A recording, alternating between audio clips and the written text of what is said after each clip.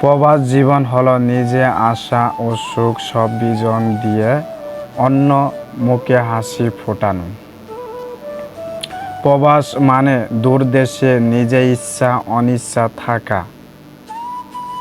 প্রবাস মানে কিছু টাকার জন্য সব কিছু ত্যাগ করা।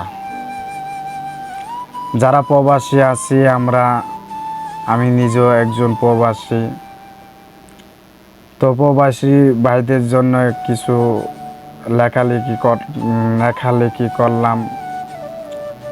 অনেক কষ্ট করে ডিউটি থেকে এসে ভাবছি যে প্রবাস জীবন নিয়ে লেখালেখি করব, এটা আমার অনেক ইচ্ছা। যারা প্রবাসী আছেন ভাই, তারা আমাকে সাপোর্ট করবেন যাতে আমি অনেক দূর এগিয়ে যেতে পারি ইনশাল্লাহ।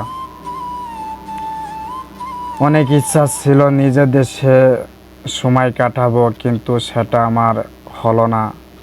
যারা প্রবাসী আছেন তারা কমেন্ট করবেন, এটা দেখে আমি অনেক হ্যাপি হব।